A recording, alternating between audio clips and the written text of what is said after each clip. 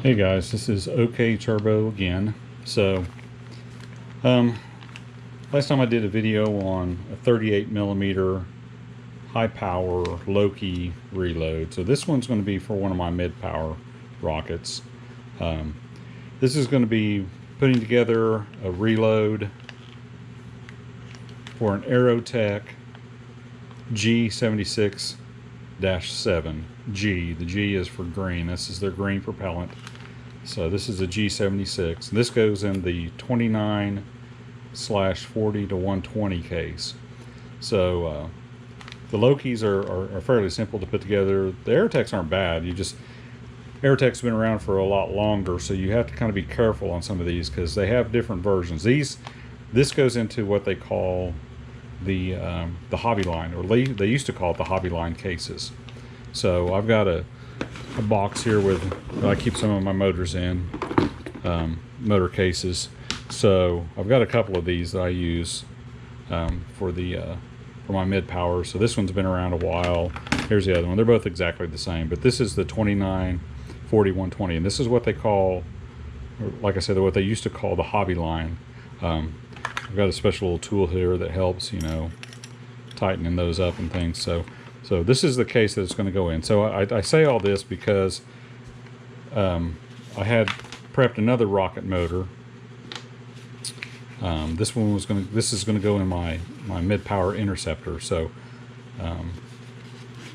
this is also a 29 millimeter 120 newtons case, but this is just the RMS 29/120. This is not the Hobbyline. So this is, basically, you can see they're about the same, but the reloads are different. So you got to be kind of careful when you're doing this. So when you pull out an Aerotech reload, you got to make sure you get the right case for it. So I fly mid powers, and so you get a lot of this crossover between like the regular cases and the Hobbyline cases. So it's put together a little bit differently. That's where the ejection charge goes.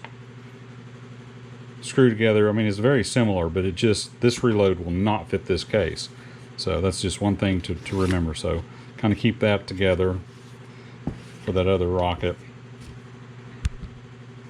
So let's go into the rebuild on this. We're onto the assembly of this one. So get that closed up out of the way.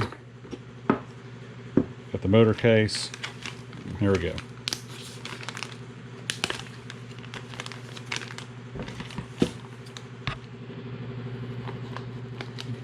It's all sealed up. Let's carefully open it. I already had one part kind of fly out there. I don't know if you saw that or not. So try and keep track of everything here. So let's get it all out and lay it all out.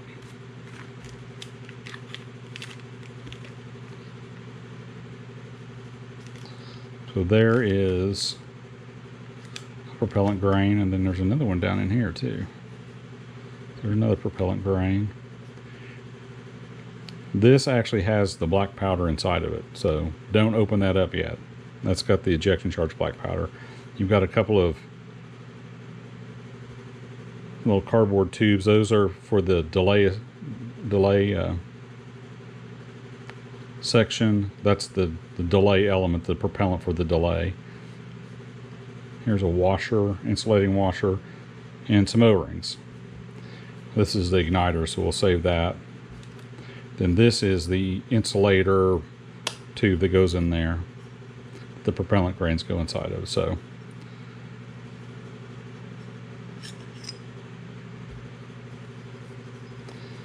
screw these things apart. So last time I put that away, it looks like it's in pretty good shape, so not too bad. I try and put them away clean. That's always a good idea. Okay. Instructions. First fire igniters, much better than the old copperheads. Everybody that lived through the era of copperhead igniters coming in these Aerotechs kind of understands what the challenges were of those guys. I mean, they worked okay, but they were just a lot harder to set up and use than the 2-wire igniters that we get now. So the igniters now are much better than those copperheads. So here it is. It's a G76 7G, 7-second delay. It's going to go in my mid-power Predator. This is a rocket I built. It's probably been 15 years ago. It's really neat, mid-power. It's an upscale of a Fliss kits. It's one of my favorite rockets that Fliss kits Jim Fliss made back in the day. When I did this, I did it with, it's got the Kevlar honeycomb carbon fiber fin, so you can see I can pick up the whole rocket by that fin. That's how strong that is. Very lightweight, very strong. People think it's kind of ridiculous. It is, with those big long fins. But let me tell you, when it flies, it looks so cool. And you get a good whistle out of the fins too, as it goes up to apogee. Motor burns out, you can hear it whistling on the way up. This thing's flown many times. Got like a zipper repair there. I can't remember what happened. Injection went off earlier or something. So the old mid-power Predator's been around. It's one of my favorites. Actually, I went ahead and last year I built even a 4-inch upscale of the Predator. So that's been a lot of fun too. Okay, so let's get back to this. Here we go. Instructions. You know, I've been through these several times, so really I'm just looking for anything that's different. You can go step by step, but I'm kind of a visual person. I usually go straight just to the drawings. Now this doesn't really have a drawing like they used to put in them.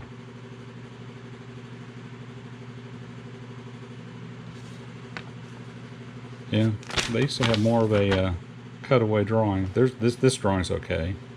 Kind of shows it, but it's hard to see. It's not as well. It's hard to see the O-rings and things. Well, like I say, if all else fails, follow the instructions. So let's see if we can do this. So apply light coat grease to the 3 O-rings and all threaded surfaces. Okay.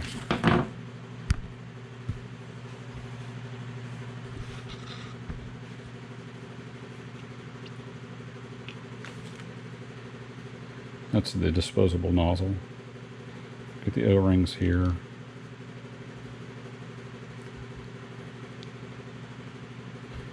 You just want a little bit of grease on these threads.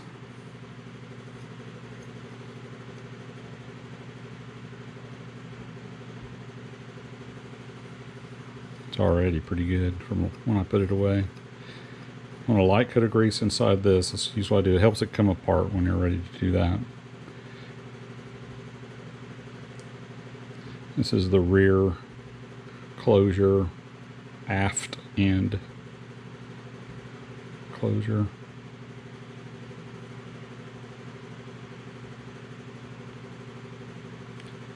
Put the grease on there to kind of help it go together better, and aluminum will tend to gall up too, especially when it's been hot like it is in the rocket motor. So then we lightly grease these O-rings like I said.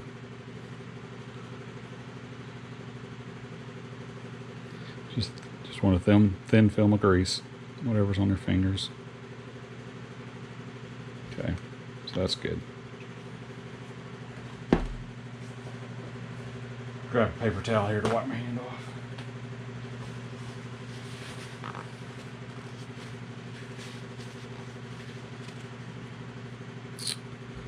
Okay, so now we'll put together the delay. Usually what I do is use the back side of a knife. I'm not using the sharp edge, I'm using the back side. Just kind of roll this in so that when these cardboard tubes are cut, it kind of leaves almost like a burr. I'm not sure what else you're going to call it, but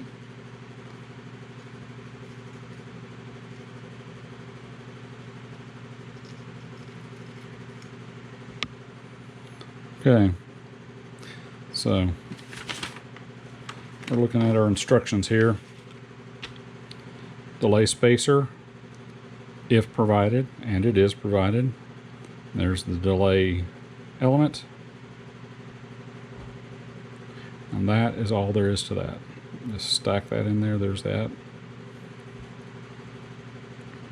So we get our forward closure.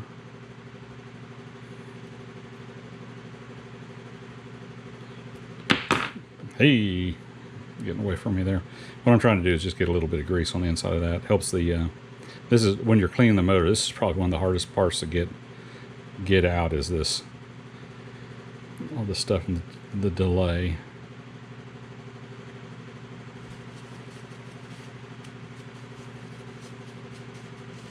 Okay. Forward closer greased, O-ring.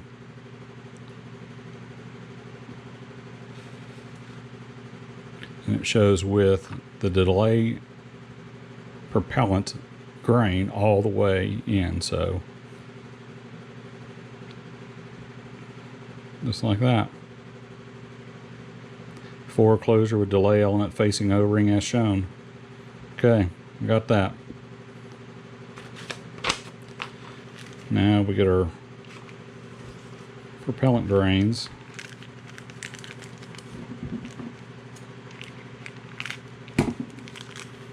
Not sure what this other tube's for. Maybe just to protect that grain. Same kind of deal with this insulator.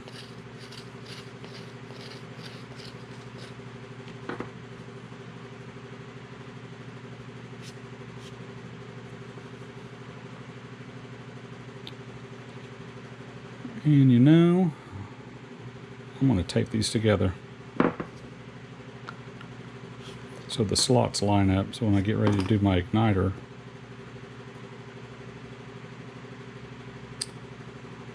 you can see that. I think I'm going to get a little bit of cellophane tape, so I'll be right back. Okay, I'm back. Got me some cellophane tape. The other thing too is I'm looking at these instructions, you know, so I put the gloves on. I mean, it's not like in bold or anything, but it does say, note the use of disposable rubber gloves when handling Mojave green propellant grain is strongly recommended. It's kind of hidden in the instructions here. Maybe it's somewhere else, but there must be some irritant or something, you know, one of the ingredients, components that's in that propellant. Must be some kind of an irritant or something like that. So that's interesting. So I usually haven't worried too much about it, but so what we're going to do is basically just put a little bit of tape just to hold these together, so the slot slice together. So whenever I'm sliding that igniter in there, I'm not having to fumble it through. So I don't think it even says that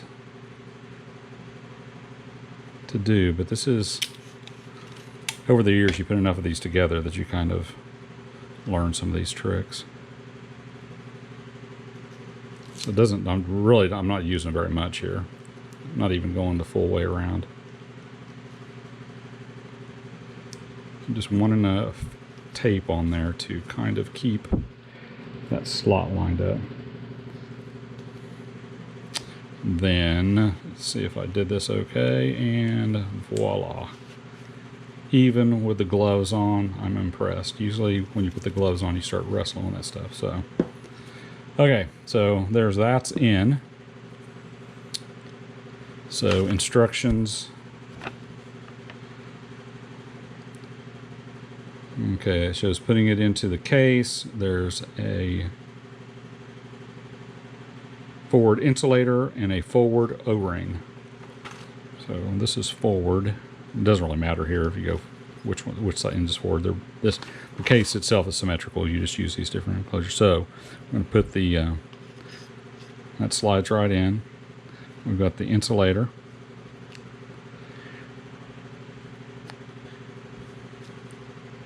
Then it shows one of these O-rings.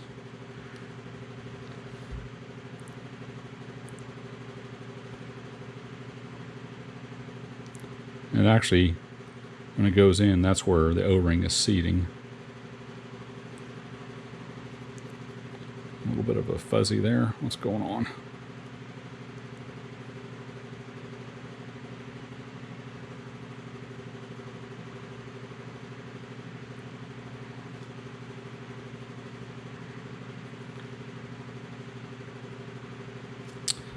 So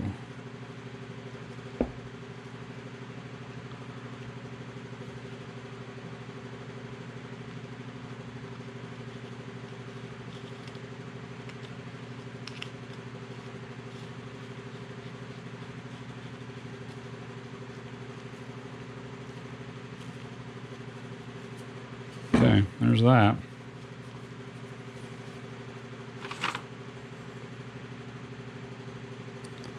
It shows putting the igniter in during assembly, but I am not going to do that. I don't like that. That nozzle is big enough, which it is. You want to put some of the smaller loads for like the little baby 24 millimeter. You do have to do that. Like if you're using one of these, and this 2440 case, some of these, the nozzle is so small that you do need to assemble the igniter inside of it. But looking at this, that igniter will go inside that nozzle, so I am not going to put the igniter in now. Where is the igniter? There's the igniter. Yeah, this will go in when it's on the pad. So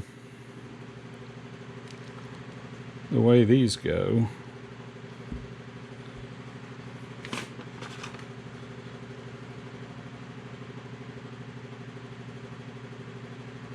I always kind of psych myself out on this a little bit.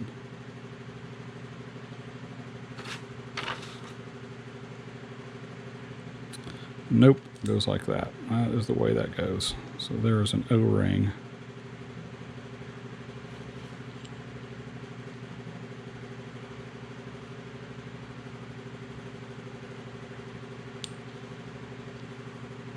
Goes like that.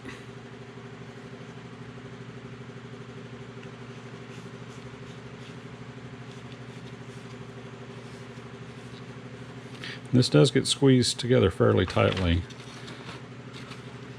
I got this tool years ago, and it just kind of helps you grab hold of everything here and turn that closure. It just makes it easier on your fingers because that metal is kind of sharp there. It really helps too when you're taking it apart. So it doesn't have to be super tight. I mean, you're just making it snug, but it all screwed in. And that is really all there is to that. Now what we'll do is when we get to the field is we'll open this up. And so you carefully take that off, and then you stick that cap on there, and then you shake that black powder. The black powder charge is in here. Shake that down, and then the other end can actually be used here on the nozzle end. So you put your igniter in, you can cut a little slit in that.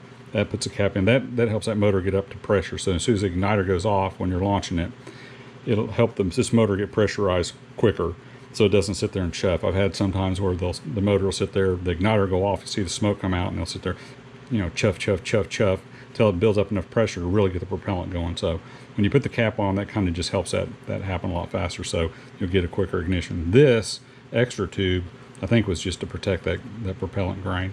So that's it. I mean, that's all there is to it. 29, 40, 120 reloadable motor system, Aerotech.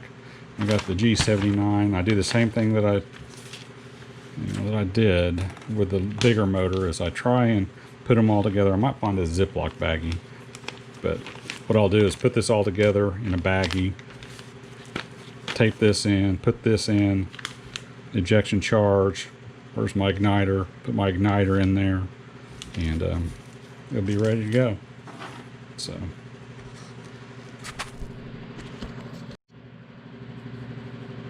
okay, I went and got a Ziploc baggie. Like I said in my other motor assembly video, you never know when these launches will actually, sometimes they get canceled. So there's the eject, make sure I get the ejection charge, stick that in there. There's my igniter. Plus actually when I go to the RSO table and everything, make sure I have an extra igniter, in my pocket or somewhere, because sometimes you get it all put up on the launch pad and then something will happen, the igniter doesn't go. So then I get all the info. I go ahead and put this on there too, because this has, well, maybe it doesn't. There's like the lot number, things like that. But stick all this in the baggie with it. And that is ready to go. So, sealed up, locked and loaded. Put the tool back.